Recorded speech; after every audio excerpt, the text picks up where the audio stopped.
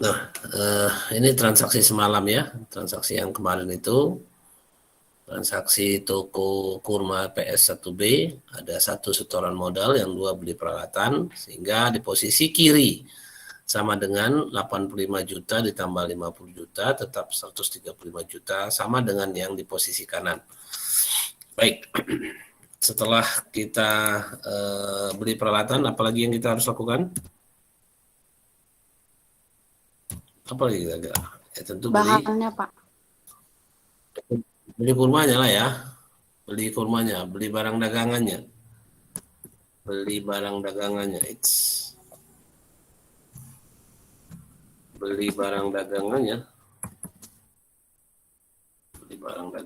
untuk pertama nih kita beli barang dagangannya.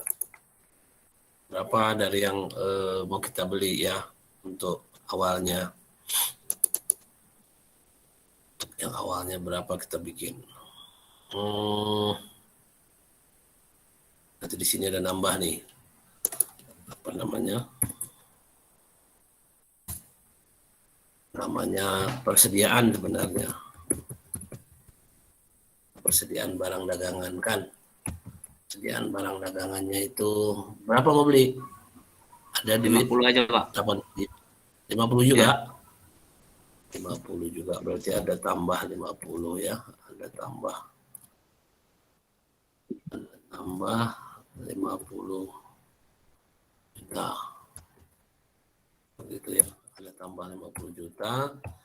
Tentu di sini jumlahnya. Tentu di sini kasnya berkurang ya. Kasnya berkurang 50 juta karena belinya pakai uang. Tentu di sini uangnya berkurang.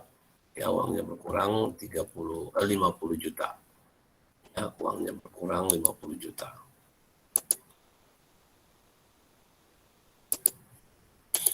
Nah, di sini tentu kalau dilihat jumlahnya, kalau dilihat dari jumlahnya di sini, maka 85 juta dikurang 50 juta, itu kita jumlahkan pun bisa. 35 juta. Di sini posisi masih peralatan 50 juta. Nggak ada perubahan, nggak ada dijual, nggak ada ditambah lagi. Sedangkan ini nambah 50 juta. Ya, 50 juta, 35, 50, 50. Posisinya kayaknya masih sama yang di sebelah kanan ya. Kayaknya sih. Posisinya sama seperti yang di sebelah kanan. Berapa yang di sebelah kanan? Yang di sebelah kanan ya tetap 135 juta, nggak ada perubahan, nggak ada nambah, nggak ada kurang. Nah ini transaksi yang ketiga. Transaksi yang ketiga kita ada beli barang dagangan. Ya, udah kita pertama udah kita store modal, kita kumpulkan duit dulu awal. Gimana nyatatnya? Kayak ini, kasnya bertambah, modal kelasnya bertambah. Jadi bahasa, mungkin sebelum saya ingatkan lagi ya, sebelum jauh ke depan. Ini orang awam nggak bisa membedakan antara modal dengan kas. Ya, orang awam tidak bisa membedakan antara modal dengan kas. Ya, jadi modal itu fisiknya itu adalah semacam pengakuan ya, pengakuan penguasaan. Kalau harta bentuknya kas, fisiknya uang. Kas itu uang, kas itu harta. Ya, kas itu harta, bentuk dari harta. Uang, bentuk dari kas itu uang dan itu harta kan gitu ya. Sedangkan modal di sini bentuk fisiknya itu bukan uang itu. Ya, bentuk nggak ada fisiknya. Fisiknya paling akte paling. Akte perusahaan. Kalau kamu ke notar, kalau mau buat perusahaan ada akte. Di situ ditulis modal si A sekian, modal si B sekian. Ya. Jadi yang dimana namanya modal itu dalam akuntansi itu adalah kepenguasaan ya, penguasaan. Ya, penguasaan atas harta yang di sebelah kiri ini. Yang menguasai siapa? Ya, yang di sana, yang di kanan. Kan gitu ya, yang di kanan yang menguasai. Yang sebelah kiri itu hartanya, yang menguasai itu sebelah kanannya. Jadi modal itu bahasa di kitanya itu adalah penguasaan. Jadi seberapa besar modalnya, siapa yang besar modalnya, tengok di sini ya, tengok yang di kanan ya. Yang paling besar modalnya adalah paling besar kekuasaannya di perusahaan. Nah, yang paling besar modalnya, nengoknya dari sini aja, dari yang sebelah kanan, bukan yang dari sebelah kiri. Nah, bukan dari uangnya di situ, bukan. Bisa saja modal itu berupa peralatan, bisa berupa persediaan, berupa yang macam-macam lain-lain. Ya kan, si A misalnya dia ngasih cash 10 juta, tapi si B ngasih mobil, dia ngasih rumah. Nah, tentu dia lebih besar porsi penguasaannya. Ya kan? Kenapa? Karena kalau dikomposisikan di sebelah sini, di sini modal kelas ini pun modal kelas B 1B ini kan bisa dirinci nih. Kan nggak mesti sama semua jumlah iuran, ataupun kalau namanya sama jumlahnya itu namanya iuran, kan gitu. Tapi kalau memang kau mau kumpul-kumpul, ya siapa yang paling besar yang membentuk 135 juta itu, itulah yang berkuasa. Jadi ada satu orang yang menguasai, misalnya satu orang, dari berapa orang dalam satu kelas? 27, Pak. 27 misalnya. 27. Ada satu orang nyetor 100 juta. Jadi yang 35 juta itu 26 orang lainnya. Bisa begitu? Ya bisa aja. Berarti yang nyetor 100 juta itulah yang paling berkuasa. Kan gitu ya. Yang paling berkuasa menguasai apa? Menguasai aset yang di sebelah kiri ini. Ya, menguasai aset yang di sebelah kiri. Nah, itulah yang dia penguasaan dia itu. Jadi agak berbeda kalau kita ngomong-ngomong sama orang pajak gitu ya, sama orang-orang pajak-pajak tak apa, padang bulan atau apa. Modal itu nanti kamu akan tahu. Kalau di akuntansi itu, kalau modal yang diomongkan mereka itu, modal yang diomongkan orang-orang pajak itu, orang-orang itu adalah modal harga kalau di kita. Ya, kalau di akuntansi namanya harga pokok penjualan. Nah, itu jadi ada agak perbedaan sedikit ya, bukan sedikit sih, banyak itu. Ya, perbedaannya banyak. Jadi jangan sampai kita sama seperti ya orang pajak lagi kalau kamu sudah kuliah di sini. Kalau udah kuliah di sini lain lah. Kan gitu ya. Hendaklah sama-sama yang bukan berarti apa, tapi memang ini kita pakai istilah umum ya. Istilah umumnya bukan umum di pajak, tapi umum di keilmuan. Ya, umum di keilmuan. Baik. Setelah masuk ke yang D misalnya. Yang D ngapain jadinya? Kalau sudah dibeli, udah ada peralatan, sudah ada, gimana kira-kira? Apa selanjutnya kira-kira? Bayar listrik, Pak. Pembayaran listrik. Atau sewa gedung. Suka bayar-bayar. Suka bayar-bayar. Nggak suka nerima duit ya? Ya suka, ya, duluan kan nerima duit dulu lah, ya kan? Duluan ada terima duit kita. Jangan. Atau misalnya, ya boleh kalau memang mau bayar, tapi ya saya kira sih kita dahulukan siapa yang setuju mau nerima duit atau ngeluarin duit dulu? Maunya nerima duit atau ngeluarin duit dulu nih? Penjualan dulu. Nah, langsung dapat duit, Pak. Terima duit, Pak. Itu maksudnya, ya kan? Ya terima duit dulu lah.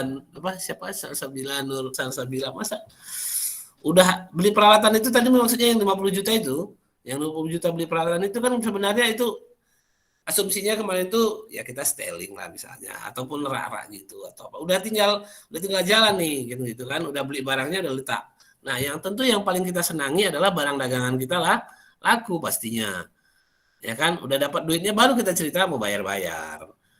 Ya, kalau mau bayar-bayar nantilah bayar-bayar. Ini udah bayar-bayar nih kita, udah beli peralatan, udah beli barang dagangan, udah bayar-bayar kita. Ya kan, tentu kita jual ya. Jual. Apalah jual barang lah kan, jual kurma. Ya kan kita jual kurmanya. Berapa kira-kira kita jual kurmanya? Langsung. Ya, Pak. 100 kilo ribu. Berapa, Pak? Ya kalian yang jualan. Kurma apa nih? Sekilo Kilo biasa Pak. 3.000. Oh itu kurma biasa itu. Kurma ajwa. Kurma 100.000 aja, Pak. Itu kan Kurma kurma ajwa. istimewa. Iya, 100.000. Ya kan? Kurma ajwa. 100.000 cukup. Kurma ajwa. Nggak boleh jual barang di atas harga pasar. Oh, ada Wih, tuh. Ya. baru ngerjain Ada suami harga mikro pasar. Islam. Apa itu pengertian harga pasar? Harga Ya kan? Harga rata-rata, Pak. Rata-rata Harga penjual. rata-rata apa? Kamu bikin Rata-rata istilah-istilah di sini di kuliah kita. Kamu hati-hati bikin istilah. Kamu harus paham apa definisinya. Baru kamu ngomong kan gitu ya. Nah, di sini kita memang sih boleh nggak ada masalah sih bebas-bebas aja kita ngomong. Cuman tetap ada dasarnya. Itulah gunanya kita sekolah ini. Jadi ketika ngomong, kamu berbahaya kalau mengomongkan istilah yang ketika kamu buat istilah lalu ditanya lagi apa itu. Nah itu berarti berbahaya di sini kan gitu ya. Kamu harus betul-betul paham. Baik, tadi yang kalau kawan saya sangat tertarik dibilang misalnya harga pasar. Lalu ada yang bilang harga rata-rata. Itu beda ya. Harga rata-rata, harga pasar itu beda ya. Market price ya, itu ada istilah-istilahnya. Tapi intinya kita nggak ke situ dulu. Nanti kamu bisa nanti kalau belajar itu di makroekonomi bisa ya, di makroekonomi bisa, nanti di akuntansi pun ada. Nanti di akuntansi pun ada ketika kita belajar harga pokok penjualan atau akuntansi biaya. Ada itu di situ.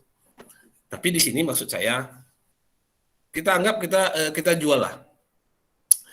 Kita jual persediaannya, harganya yang global-global aja, yang biasa-biasa aja. Istilahnya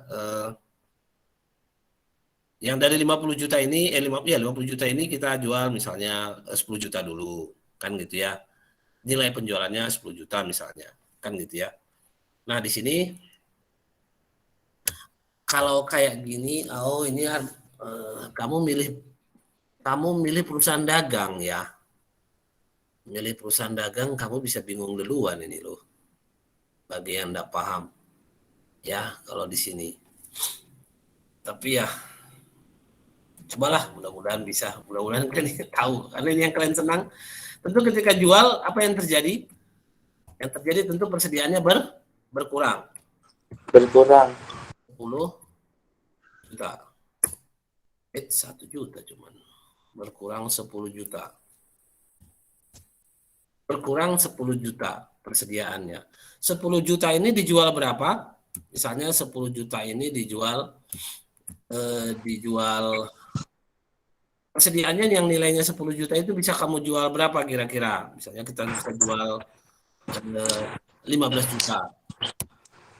Untungnya gitu, Pak. Ini harga jualnya, Ini jualnya. Ini jualnya 15 juta. Kan untung, harga jual. Ini harga beli, ini harga modalnya, ini harga persediaannya. Ya kan harga awalnya. Kalau dibilang pasarnya harga awal, harga modal tadi. Pokok ya kalau di kita. Ini harga pokoknya yang kita jual itu 10 juta.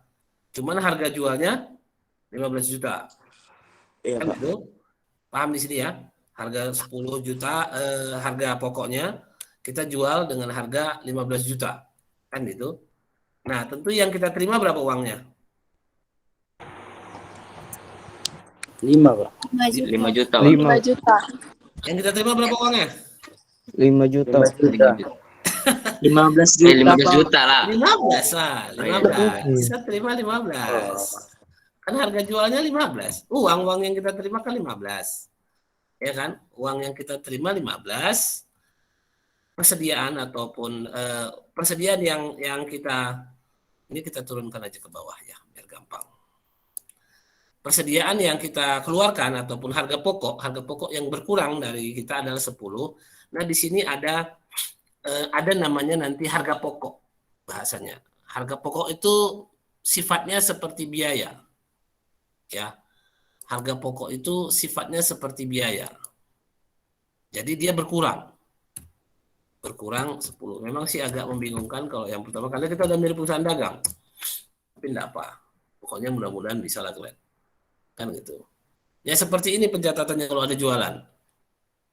Ya, kalau ada jualan Kalau ada jual kurma, modalnya ini harga pokok namanya ya, harga pokok. Biasanya awalnya kita perusahaan jasa, tapi kalian pilih perusahaan dagang nggak apa-apa. Ini namanya latihan-latihan, biar kalian bisa enak, senang. Mana kalian senang aja lah ya, kan gitu. Nah ini harga pokoknya berkurang persediaan, berkurang juga atau bertambah juga biaya, ataupun berkurang juga modal. Kan gitu kan, ketika berkurang persediaan, berkurang juga modal. Nah apa tuh? Apa Alin? Ngomong. Enggak, nampak saya. Hilang duluan deh tulisannya. Apa itu? Oh, nah ini namanya kamu sih. Apa namanya? Yang seperti itu enggak usah kita diskusikan lah. Itu artinya apa? Itu artinya kamu tidak punya persiapan. Ya, kamu tidak menganggap ini penting. Jadi tidak dipersiapkan. Itu bukan masalah saya, itu masalah kamu. Ya kan, mau baterai habis, mau nggak ada jaringan, ya itu nggak urusan lah. Kan gitu ya. Itu urusan kamu lah itu. Kalau kamu concern dengan pertemuan kita ini, tentu kamu akan persiapkan seperti apa persiapannya sebaik mungkin. Ya baterainya, ya jaringannya, ya tempat yang itu terserah kan gitu ya. Tapi kalau kamu tidak mempersiapkannya ya sudah nggak apa-apa. Masalahkan ya kita. Ya. Inilah pencatatan kalau dia transaksinya ada penjualan. Tentu di sini bertambahlah uang kita. Berapa uang kita bertambah? 15 juta, Pak. 50 uang kita. 15 juta, Pak. 50 uang kita bertambah. Peralatan tetap 50 karena nggak ada dijual apanya kan nggak ada dijual ininya alat-alatnya kan. Persediaan kita berkurang. Ya, Pak. Persediaan berkurang kita 40 juta. Kan gitu. Nah, di sini yang 135 itu bertambah 15 berkurang 10. Berapa jadinya nih? 135 tetap, Pak. 135 tetap? Ya, 40, Pak. Hah? Kok bisa 135 tetap? 140, Pak. 140. Jelas-jelas dia beda ya kan. 140. Di sini berapa di sebelah kiri? Di sebelah kiri sama dengan 140 juga kan? Jadi masih berfungsi dia. Inilah yang namanya persamaan. Sama sebelah kiri sama dengan sebelah kanan. Ya. Terima duit kita, dapatlah 15. Barulah kamu mikirin biaya tadi siapa? Nur Sabira tadi siapa yang bilang? Yalah kita bayar. Apa mau kita bayar? Ada duit lumayan lah, udah ada tambahan duit kan gitu kan, bukan dari modal sendiri tapi dari usaha sudah ada lumayan kan gitu kan. Oke, apa yang mau kita bayar? Ya. Tentu bayar upah lah ya. Upah lah dulu. Ya, Distributor, kan? Pak. Udah, Untuk bayar distributor. Distributor. Iya, untuk bayar distributor. Kan kita jual pakai jasa, Pak. Oh, Pakai online. jasa orang. Online itu. Bayar kurir. Bayar kurir, Pak. Kalian Iya, aja kurir. kalian aja yang ngantar lah. Kalian aja kerjaan. Begini Tapi nampak banyak. elitnya, Pak. Hah? Tapi nampak elitnya. Elit. Kurangin apa pengeluaran? Ini aneh kali. Kalian antar aja lah, banyak orangnya kalian. Tapi dibayar upahnya. Gitu. Tetap kita yang usaha, tapi tetap dibayar. Kalau masih kalian yang masih muda-muda, ya masih bisa lah, antar aja lah. Ya kan? Oke lah, intinya bayar upah atau gaji. Ya kan, bayar upah. Oh ini kecil pula. Bayar upah. Apa upahnya itu? Kurma, Pak, boleh. Penjualan 10 juta kita kasih berapa lama yang ngantar itu? Hah? 2 juta, Pak. 2 juta? 1 juta. Berapa, weh? Sepakat lah dulu. 1 juta aja lah. Kalian Satu tiga, satu. Satu setengah. Kalau di sini kerja kayak gitu 1,3 kalau di sini. 1,3 ada 2 juta lah. Kan kita sama-sama kawan, ya kan? Ada bayar upah 2 juta, ini akan mengurangi modal kita. Kalau di persamaan akuntansi dia lebih mengurangi. 10 juta pula. 2 juta. Sehingga posisinya setelah C lagi nih. C ya. Oke.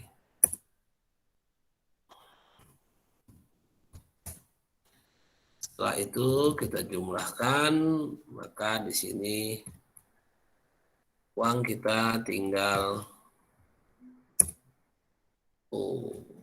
50, ini tetap ya, ini tetap 50, ini tetap 40, di sini menjadi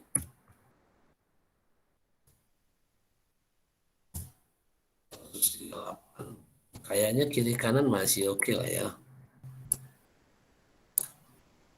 Nah, mantap juga ini ya, harus kita garis ya. Kita jumlah enaknya digaris aja biar lebih jelas. Itu setelah jumlah digaris saja.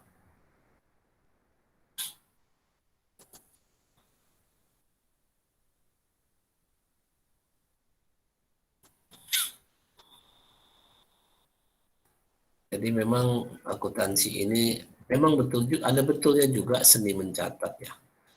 Tapi ingat, kamu masuk ke dunia akuntansi ini dunia formal ya. Dunia agak kaku ya. Tidak se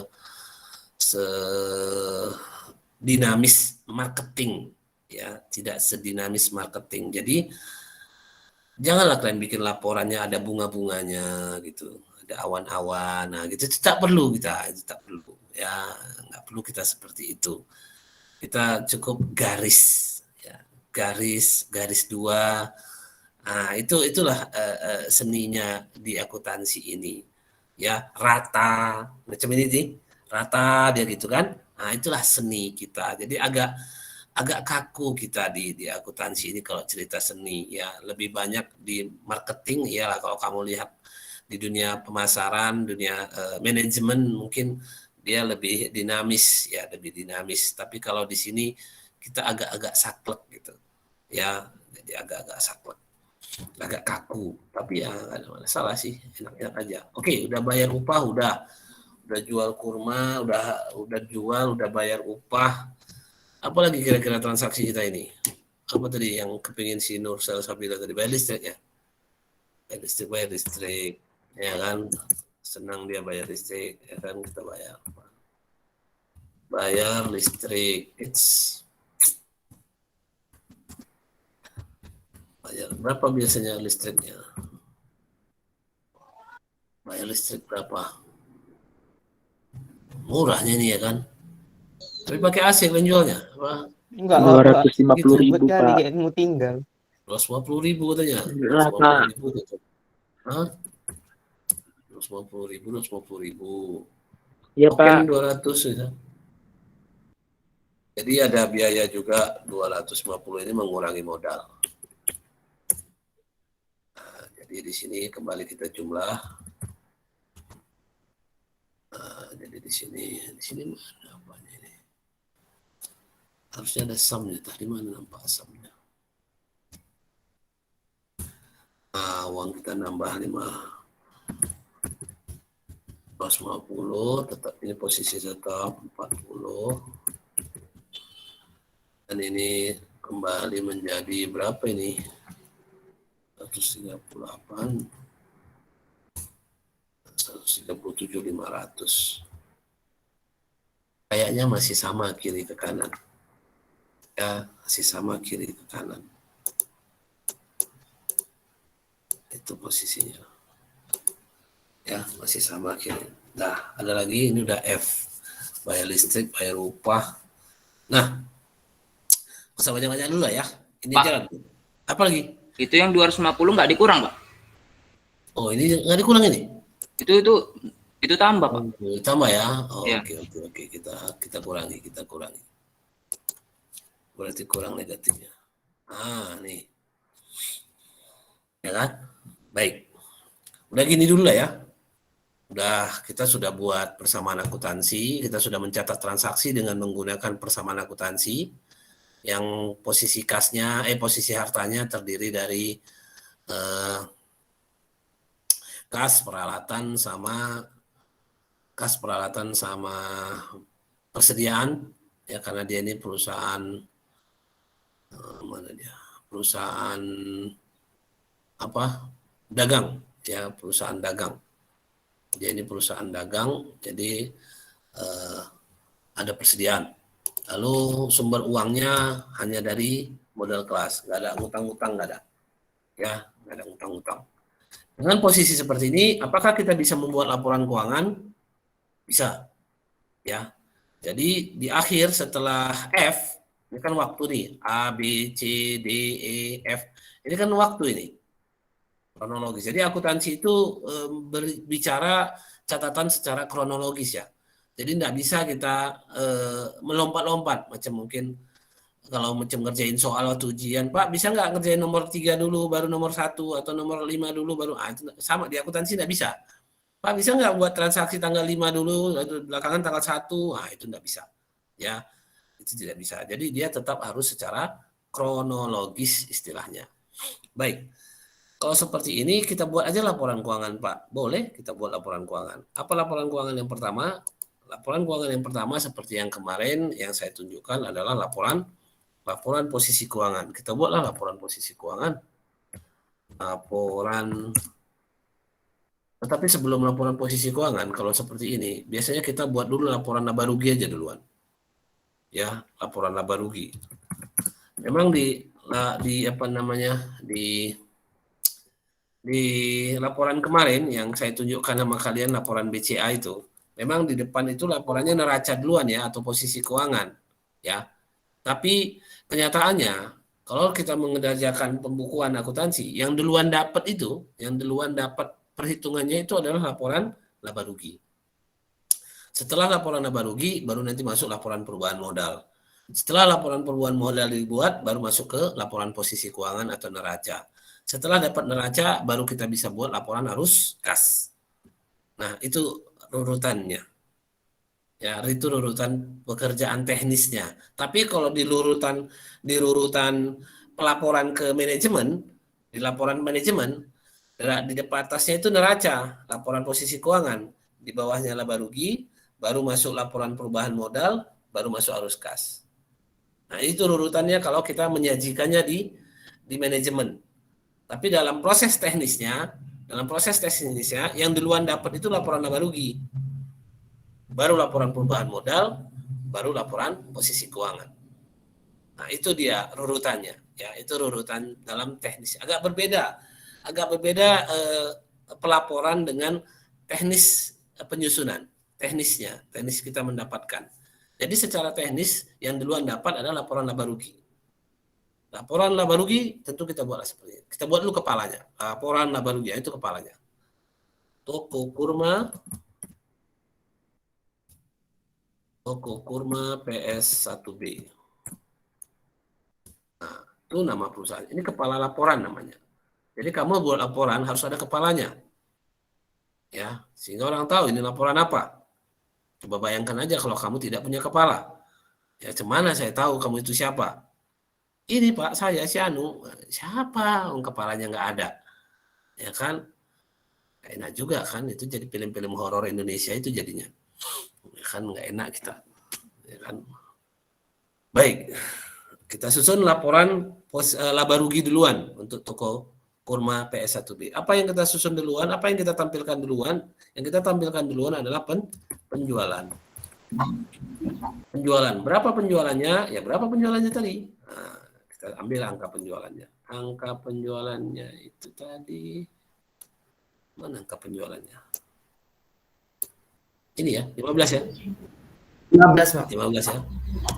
Angka penjualannya 15. Ini dia. Ya, penjualan. Jadi setelah angka penjualan muncul, tentu ada di bawahnya harga pokok penjualan. Inilah kalau orang-orang pajak bilang modal. Kalau orang pajak bilang ini modal namanya. Harga pokok penjualan. Apa harga pokok penjualannya? Inilah harga pokok penjualannya yang tadi, yang 10 tadi. Ini, yang 10. Ya kan? Yang 10. Nah, penjualan dikurang harga pokok penjualan itu namanya laba kotor namanya. Ada orang istilahnya laba kotor. Labanya agak-agak kotor gitu. Atau bahasa Indonesianya atau bahasa Inggrisnya gross profit. Ya. Bahasa Inggrisnya gross profit itu adalah penjualan dikurang laba kotor harga pokok penjualan. Ya, inilah yang namanya laba kotor ya, bukan laba. Sabar. Laba kotor ini akan dikurangi dengan yang namanya biaya-biaya. Ada biaya apa saja? Tadi ada biaya upah. Ada biaya apa tadi? Listrik. Listrik. Ada biaya apa lagi? Nah, itu aja dulu ya. Ada biaya upah, ada biaya listrik. Ya, ada biaya upah. Biaya upahnya berapa? Kita ambil angkanya langsung dari belakang biar jangan sampai salah. Biaya upahnya 2 juta. Biaya listriknya 500.000. 250.000 ya. Nah, total biaya itu di sini kita bikin. Jumlahkanlah 2.250.000. Maka laba kotor ataupun penjualan sebenarnya. Kalau mau pakai laba kotor boleh. Kalau mau pakai penjualan dikurang langsung harga pokok penjualan itu boleh juga. Ya, mana enaknya lah. Ya. Jadi laba kotor itu berasal dari penjualan dikurang harga pokok penjualan. Ya kan, berarti sebenarnya kan hitungannya ini penjualan dikurang harga pokok penjualan dikurangi biaya-biaya, kan gitu ya. Nah, itu menghasilkan yang namanya laba bersih. Laba bersih. Ya. Nah, inilah dia biasanya sih kalau sudah perhitungan tadi seperti yang saya bilang ada garis bawahnya. Kan gitu ya, ada garis bawahnya. Lalu ini pun ada garis bawahnya. Nah, baru di sini kita garis bawahin. Ya kan, baru sehingga di sini kita dapat ini. Seperti ini. Nah, inilah dia. Ini namanya laporan laba rugi toko kurma PS1B periode A sampai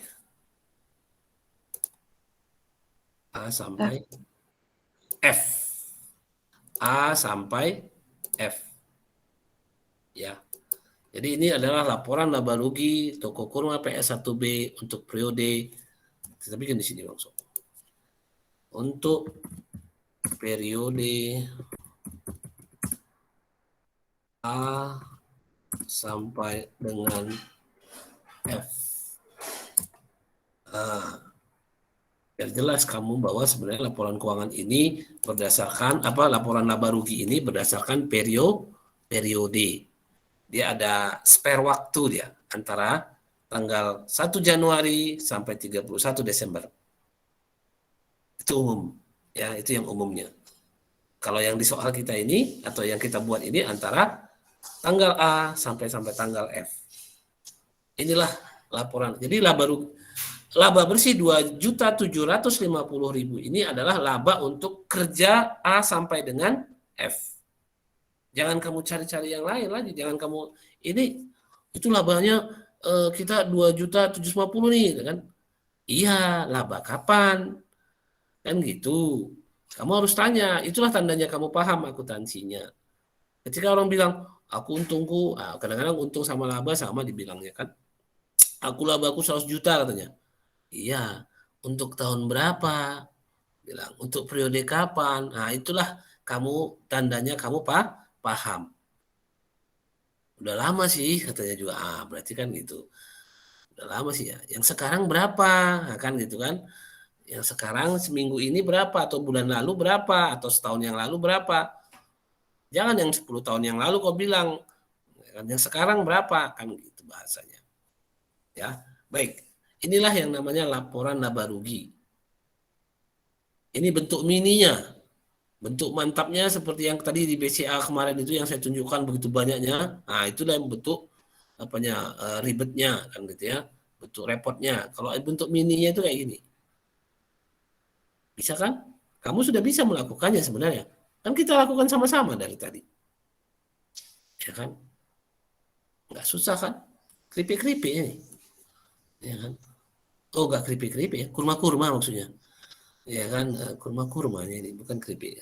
Keripik lain lagi. Kalian nggak mau jualan keripik. Kalian mau jualan kurma, ya boleh-boleh aja. Baik, ini laporan laba rugi namanya. Laporan selanjutnya yang kita buat adalah ke bawah aja pun jadilah ya. Ke bawah aja pun jadi. Laporan perubahan modal namanya. Laporan perubahan ekuitas ada yang bilang. Ada yang bilang laporan perubahan modal namanya. Macam-macam. Ya, ada yang bilang laporan perubahan modal, ada yang bilang laporan perubahan ekuitas, macam-macam. Nah, apa isinya? Oh, ini toko dulu ya. Toko kurma PS1B. Periode A sampai dengan F. A sampai dengan F. Nah, apa isinya? Prinsipnya seperti ini. Isinya adalah modal awal ya. Modal awal. Modal awal itu kita modal awal adalah 135 juta. Kok gini-gini aja.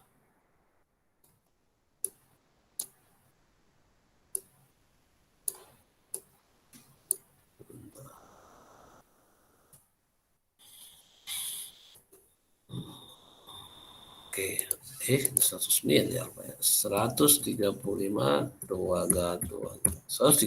juta. Pertambahan dan pengurangannya, pertambahan kita bikin. Ada nggak pertambahan atau pengurangannya? Pengurangan modalnya. Pertambahan modal itu berdasarkan dari laba bersih. Kalau bertambah dia dari laba bersih. Berkurang dari prefer misalnya. Nanti ada juga, nanti di soal buku soal langsung ada. Ini kan menurut transaksi kita tadi. Transaksi kita kan transaksi A sampai F ini kan kayaknya yang ada setoran modal 135, terus yang lain sih nggak ada ya. Yang lain nggak ada. Jadi laba bersihnya masuk di sini sebagai penambahan.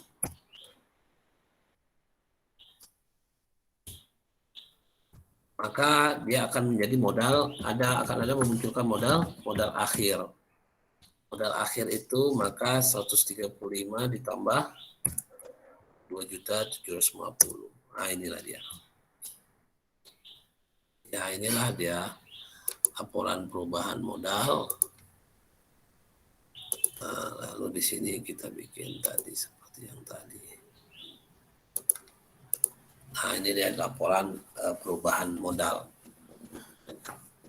Ini bentuk mininya, saya bilang kembali, ini bentuk sederhananya dari laporan perubahan ekuitas atau laporan perubahan modal yang kita lihat kemarin di BCA Syariah itu.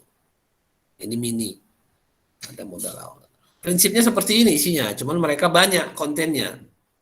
Ya, banyak isinya itu tak apa-apa, ada tambahan, ada banyak model transaksi, jadi banyak. Kalau kita kan sederhana, cuman modal awal, ada laba bersih, dah modal akhir, nah itu aja. Tapi mereka kan banyak, kasus-kasusnya kan banyak. Tapi prinsipnya seperti ininya, modal awal ditambah perubahan-perubahannya atau berubah-perubahannya, baru masuk berapa posisi modal terakhir. Nah gitu aja ya. Prinsipnya itu, karena namanya laporan perubahan modal. Kan gitu. Nah, ini untuk laporan perubahan modal. Selanjutnya kita masuk ke laporan terakhir, laporan yang ini. Laporan posisi keuangan atau atau bahasanya posisi keuangan itu kalau biasanya neraca, ya. Toko kurma PS1B. Nah, berbeda dengan laba rugi dan perubahan modal tadi, kalau dia periode ini per tanggal, per F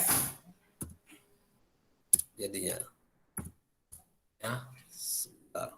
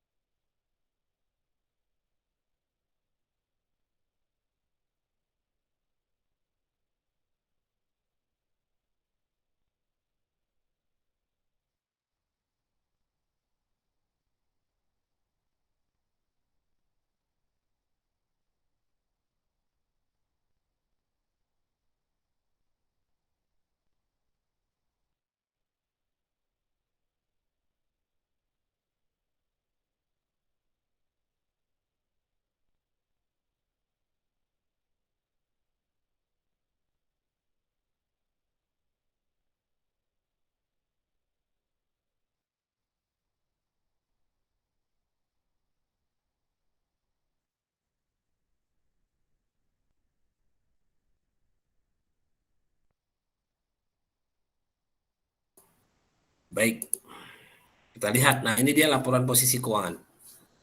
Laporan posisi keuangan namanya. Ya, ada kas. Dari mana nih posisinya? Ini per F tapi ya, ini per F.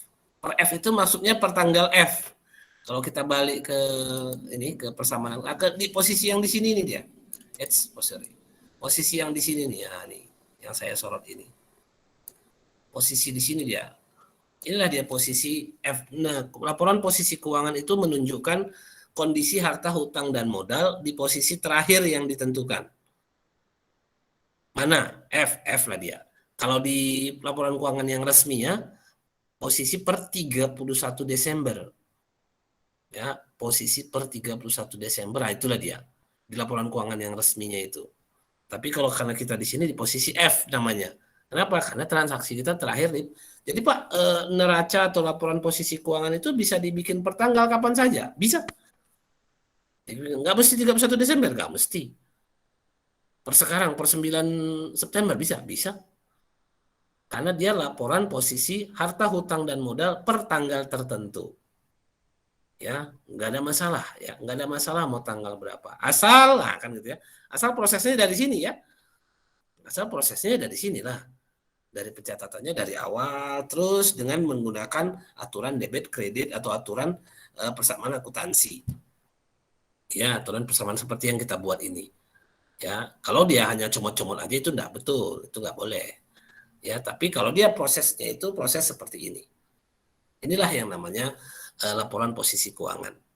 Ya, laporan posisi keuangan itu seperti ini tadi. Ah, nih. Neraca, kan sama kan? Total aset. Nah, aset kita apa aja? Aset kita ada kas, ada persediaan, dan ada peralatan. Totalnya 137 juta. 137 juta nih asetnya. Lumayan juga sih ya. Modalnya si kelasnya awalnya kan 135, lalu ada laba 2.750 nambah jadi 103. Jadi dalam waktu A sampai dengan F, modal kelas PS1B untuk usaha toko kurma itu dari 135 juta jadi 137 juta 750. Lumayan kan? Bisa lah dipertimbangkan nanti tuh untuk buka toko memang ya. Bisa Pak, rencana juga ada Pak. Nah itu udah bagus itu, ya kan? Inilah bentuk sederhananya. Dan saya ingin menambahkan, jangan kalian kira laporan keuangan itu hanya untuk perusahaan-perusahaan besar saja. Ini kita baru buat perusahaan yang bukan mini lagi nih ya, yang mikro ini ya, yang apa namanya, yang kecil-kecil kali ini dah, yang kecil-kecil kali ini, ya kan? Bisa juga jadi buat laporan keuangan, kan gitu ya? Bisa. Jadi jangan dikira. Nah, bedakan dengan nanti kalau orang menunjukkan, kalau ini bukan laporan keuangan ya, nah, makanya saya bilang ini bukan laporan keuangan. Persamaan akuntansi ini bukan laporan keuangan, ini kertas kerja. Ya, ini kertas kerja. Ya, jadi bukan laporan keuangan. Yang laporan keuangan itu ini. Nih, laba rugi, perubahan modal, sama posisi keuangan. Ya. Jadi bukan seperti itu. Bukan nanti kalau kamu pun nanti ke orang-orang awam, ada laporan keuangannya? Ada. Apa yang ditunjukkannya? Kas masuk, kas keluar. Ya kan? Kas masuk, kas keluar itu bukan laporan keuangan. Itu bagian dari laporan keuangan atau catatan laporan keuangan, bukan laporan keuangan. Yang namanya laporan keuangan itu kayak gini, inilah standarnya. Ya, inilah yang kita pelajari yang namanya accounting itu ataupun akuntansi itu ya seperti inilah hasilnya, produk yang kita hasilkan. Jadi kembali saya tegaskan jangan kalian ragu di sini karena kita menghasilkan suatu produk namanya. Makanya politeknik ini kan namanya politeknik ya, teknik. Jadi dia bisa menghasilkan suatu produk. Kita ada produknya.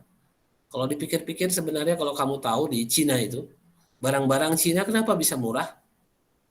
Ya boneka-boneka atau apa itu. Karena spare part-nya itu sudah itu adalah yang saya tahu sih dari informasi Direktur Polmed, dulu ada rombongan Polmed datang ke Cina melihat politeknik di Cina sana.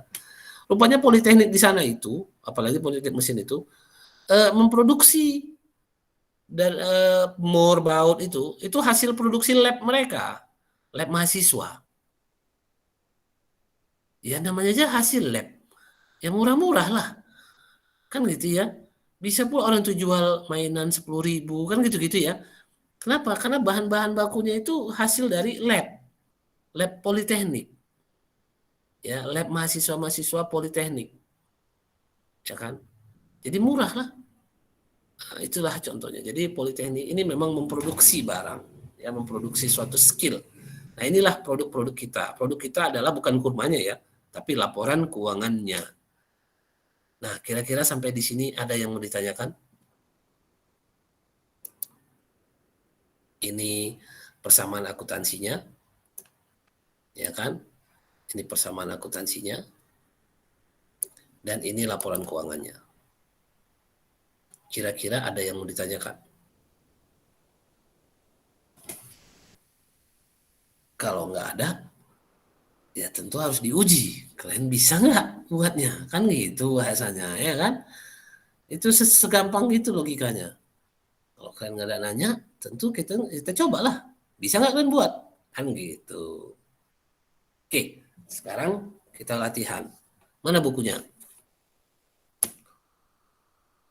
Kalian buat latihannya. Kalian buat persamaan akuntansinya dengan transaksi-transaksi yang sudah mereka tampilkan. Kalian buat seperti ini. Ya, persis seperti ini juga. Sebenarnya sudah dicontohkan. Pokoknya kalau kalian bisa lihat itu tuh. Bengkel Nasrun ya. Bengkel Nasrun halaman 60. Halaman 60. Ya. Di halaman 60 itu ada contoh soal bengkel Nasrun. Nah, di situ ada transaksi dari A sampai J, apa? J kan. Nah, yang diminta, kembali yang diminta, kamu tengok di bawah yang diminta. Yang diminta itu kamu buat seperti ini, dikasih taunya atasnya itu. Udah, ini tadi kemarin kan kita ketemu transaksi baru kita buat ini kan. Kita buat peralatan, kita buat persediaan, kan gitu ya. Ketemu dulu transaksinya baru kita buat. Nah, ini dia sediakan itu. Di halaman 60 bawah itu udah disediakan itu. Jadi tinggal kamu buat seperti ini aja. Ke bawah. Untuk setiap transaksi A, B, C, D. Ya bikinlah keterangan transaksinya ya macam ini ya. Jangan A gitu aja. A tapi kalian bikinlah store modal misalnya. Kan gitu kan? Bikinlah keterangannya. Nah, buatkan di buku ya, buatkan di buku lalu nanti setelah itu kamu buat laporan keuangannya. Persis seperti ini tadi. Kan yang di B kan dimintanya gitu kan, laporan keuangan kan, neraca, laporan laba rugi sama perubahan modal. Nah, itu aja yang diminta. Nah, coba sekarang dikerjakan. Saya tunggu nanti sampai jam berapa? Ini kita tutup aja dulu. Nanti saya buka lagi. Sampai jam 3.35 Pak. 15.35 kan? 15.35, 3.35. Nah, silakan dikumpulkan. Kirim ke ini ya, si Padi ya. Kirim ke si Padi. Iya, Nanti Pak. kalian foto, nanti setiap kalian foto, kalian bikin PDF. Kalian bikin PDF, kirim ke si Padi. Iya, Pak. Nanti saya buka ini apanya. Nanti saya buka penugasannya. Di si Padi saya buka penugasannya, kamu kirim ke situ aja. Sebentar saya buka si Padinya ya. Jadi sekarang sudah bisa dimulai. Sudah bisa dimulai, nanti tinggal dikirim ke si Padinya.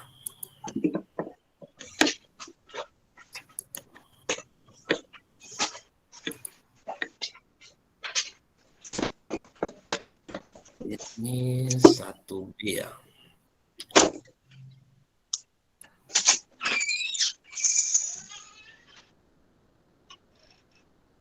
Tanggal berapa sekarang? Tanggal 9.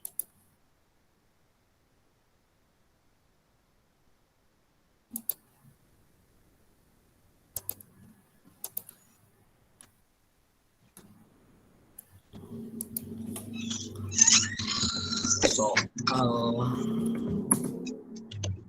31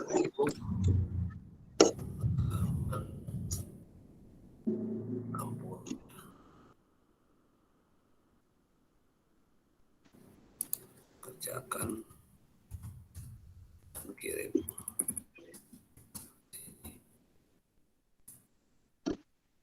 Oke. Tanggal 9 batasnya sampai sekarang juga ya batasnya ya. Jam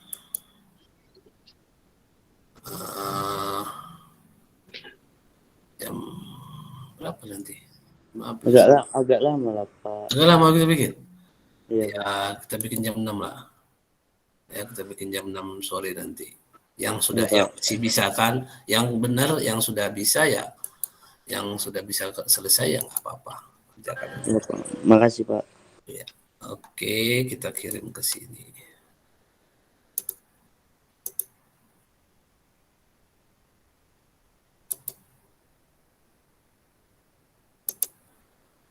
Ya, sudah saya buka ya, sudah saya buka di penugasan.